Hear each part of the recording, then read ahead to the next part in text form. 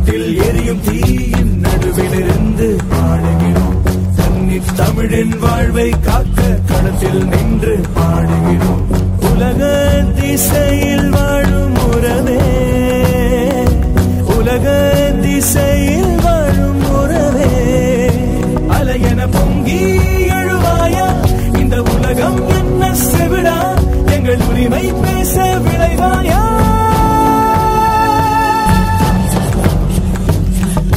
நெட்டிக்கு நேராக களமுனை கண்ணில் சன்னங்கள் கொளுத்து ஆடுகிறோம்.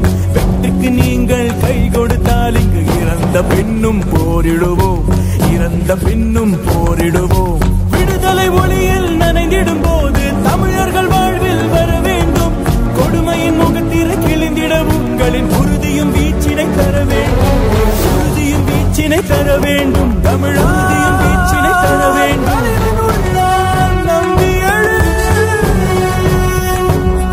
உயிரே உறவே பொங்கி எழு, இந்த உலகை வெல்வோம். உறுதி கொடு, உறுதி கொடு.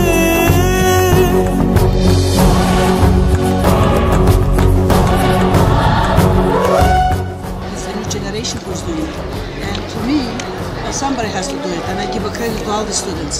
And there should be, I hope one day, even the Tamil, they have the human rights, and not only the human rights, the dignity to live like any decent people, And I'm giving credit to your students by doing whatever they're doing right now, which I'm not surprised actually, and I'm so happy to see it.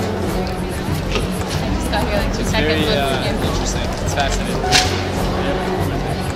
I noticed it from upstairs. It's something that feels. It grabs look at all the people people's talking. attention. Yeah, we're all looking at it.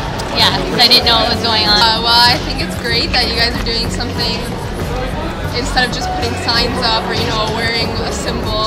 You're doing something that's more dramatic and will impact whoever's seeing it, and I think it's great. Good job, keep it up.